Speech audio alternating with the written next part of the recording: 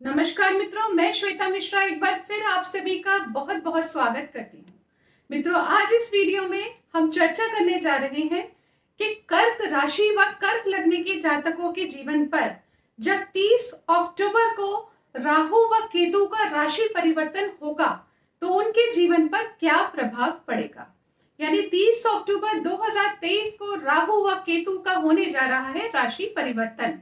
राहु देव मेष राशि को छोड़कर अब मीन राशि में प्रवेश करेंगे और केतु देव तुला राशि को छोड़कर कन्या राशि में प्रवेश करेंगे। ऐसी स्थिति में कर्क राशि व कर्क लगने के जातकों के जीवन में राहु केतु के राशि परिवर्तन का क्या प्रभाव पड़ेगा, आपको किस प्रकार की परेशानियां आपके जीवन में अब खत्म होने वाली है, किस तरीके की सावधानियां आपको बरतनी है और क्या क्या खुशखबरी आपको सुनने को अब मिलने वाली है।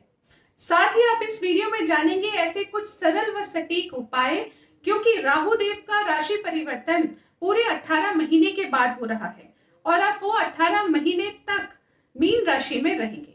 तो ये एक बहुत लंबा अंतराल होता है, लगभग 1.5 साल का। तो आप यदि अपने इन 1.5 साल को, इन 18 महीनों को बहुत अच्छा बनाना चाहते हैं, सक्सेसफुल बनाना चाहते हैं, कोई परेशानी ना हो ऐसी स्थिति चाहते हैं, तो उसके लिए इस वीडियो में आपको कुछ उपाय भी बताए जाएंगे। उन उपायों को करने से निश्चित तौर पर आपको अपने जीवन में एक नई राह अवश्य मिलेगी। तो चलिए मित्रों, आगे बढ़ के जान लेते हैं कर्क राशि व कर्क लगने के जातकों के बारे में। तो मित्रों, यदि आपकी लग्न कुंडली के प्रथम भाव में नंबर लिखा है 4, तो आप कर्क लगने के जातक हैं। तो सबसे पहले समझ लेते हैं कि राहु व केतु अब तक आपके कौन से भाव में विद्यमान थे। तो मित्रों, राहु देव आपके कर्म भाव में विद्यमान थे और केतु आपके चतुर्थ भाव में यानी सुखों के भाव में विद्यमान थे।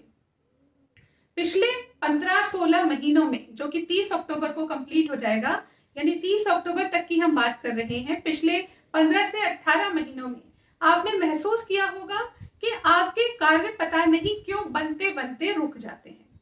आप अपने कर्म क्षेत्र में कितनी भी मेहनत कर लें, आपको ऐसा महसूस होता है कि किसी ने आपको कहीं ना कहीं जकड़ रखा है और आप आगे बढ़ ही नहीं पा रहे हैं।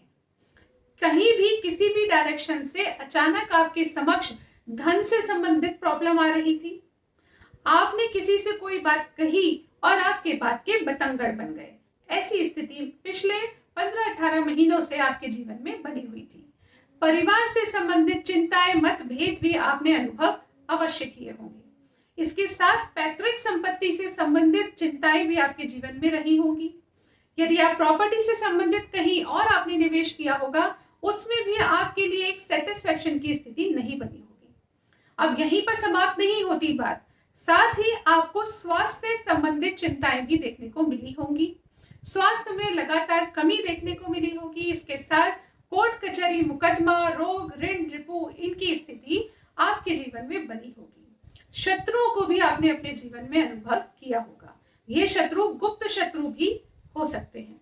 तो इस प्रकार से आपने महसूस किया होगा कि आपके बनते बनते कार्य रुक रहे हैं या बहुत डिले हो रहे हैं, या फिर आपके कर्म क्षेत्र में कोई ना कोई नया शत्रु देखने को मिल रहा है जो आपसे बिना किसी बात के कंपटीशन की भावना रखता है।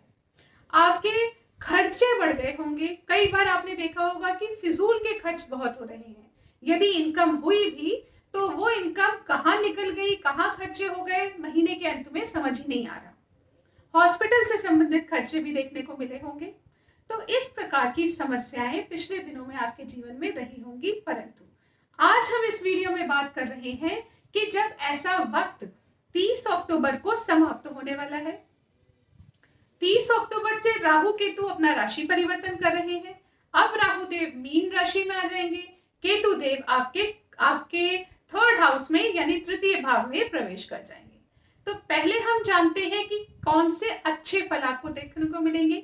इसके बाद में हम जानेंगे कि कौन सी सावधानियां अब आपको बरतनी है।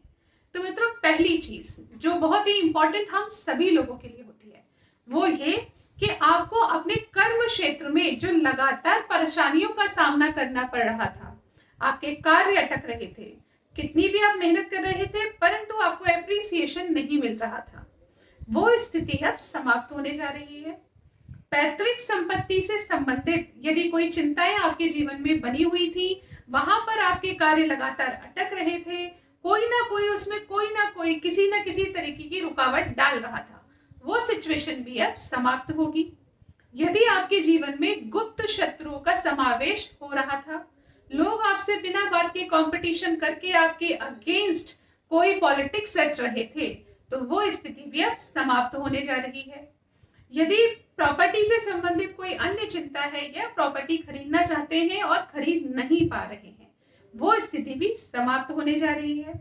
धन से संबंधित जो एक विकट सी अजीब सी उलझने आपके जीवन में बनी थी, वो भी अब समाप्त हो जाएंगी।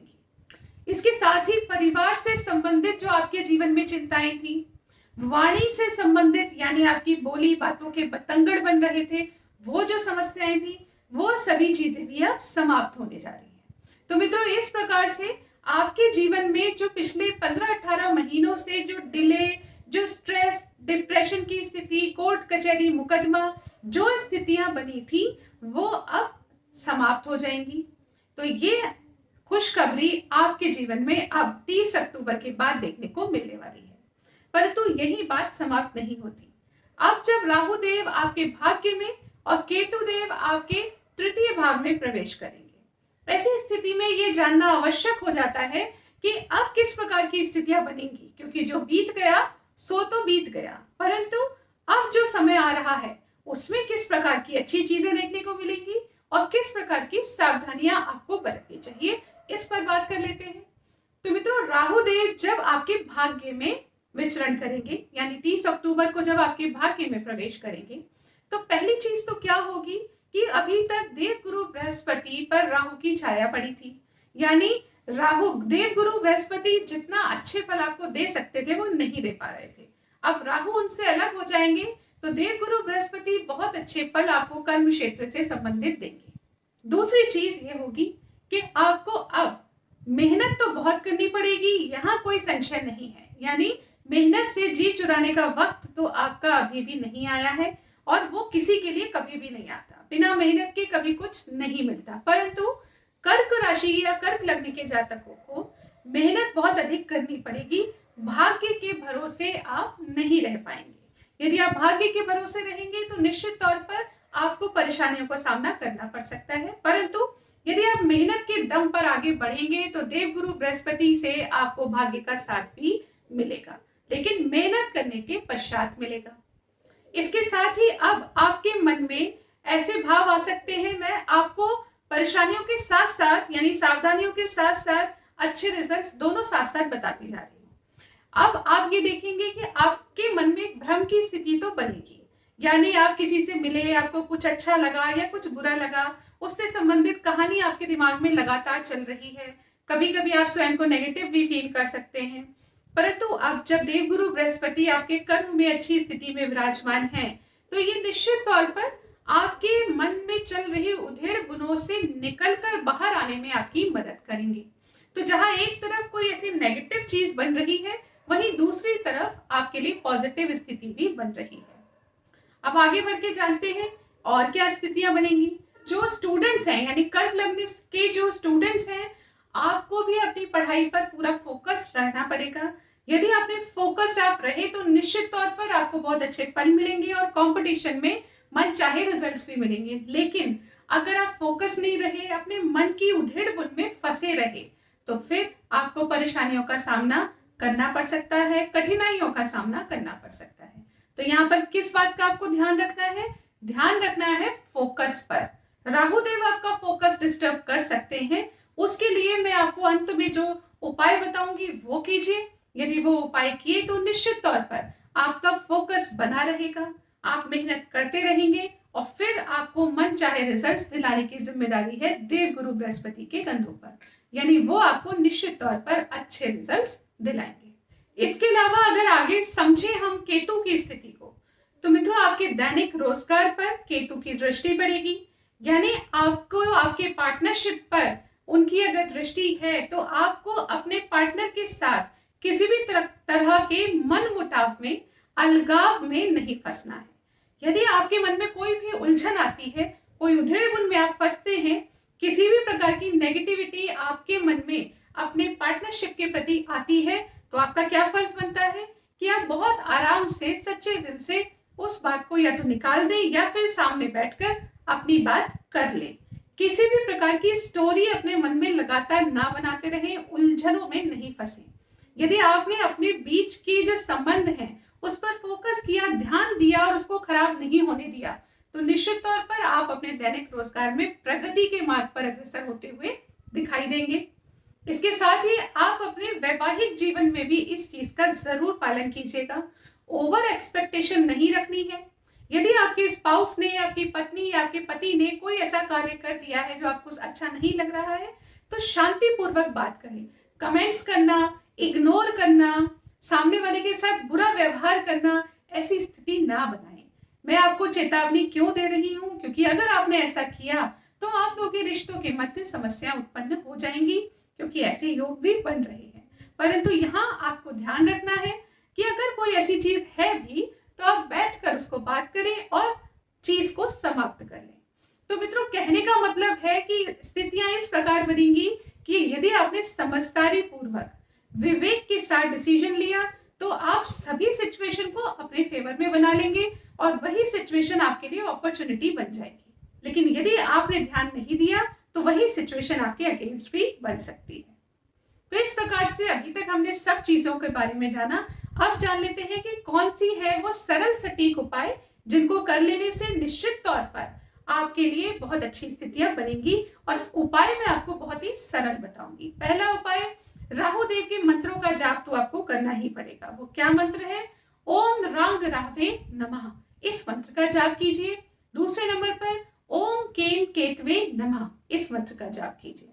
तीसरे नंबर पर, क्योंकि आपको अपने देव गुरु बृहस्पति को प्रबल बनाना है और अधिक स्ट्रांग बनाना है ताकि आपको अच्छे फल वहां से प्राप्त होते रहे, तो तीसरे नंबर पर आपको करना है गायत्री मंत्र का जाप। यदि आपने ये चीजें करी तो आपको बड़े अच्छे रिजल्ट प्राप्त होंगे। अब इसके अलावा आपके घर में जो भी इलेक्ट्रॉनिक चीजें हैं उनको खराब मत होने दीजिए। अपने घर में आपकी घड़ियां हैं, पंखे हैं, इनको खराब मत होने दीजिए। सभी प्रकार के इलेक्ट्रॉनिक गैजेट्स चलते रहने चाहिए। और एक मैं आपको चीज बताती हूँ कि घर में कहीं भी जाले लगना, गंदगी इकट्ठी होना, धूल मिट्टी होना, पंखे के ऊपर गंदगी जमा होना, इन सारी चीजों में भी घर में नेगेटिविटी का वास होता है, यानी राहु देव की नेगेटिव दृष्टि का वास होने लगता है। तो आपने यदि इन चीजों का पूरा ध्यान रखा तो आपके समक्ष वो प्रॉब्लम भी नहीं आएगी। तो आप इन सभी उपायों को कीजिए जो कि मैंने बहुत ही सिंपल बताए हैं। डेली आप इन उपायों को कर सकते हैं। नित्य प्रतिदिन यदि आपने ये सभी चीजें की तो निश्चित तौर पर अगले 18 महीने आपके लिए बहुत ही सुखपूर्ण रहेंगे।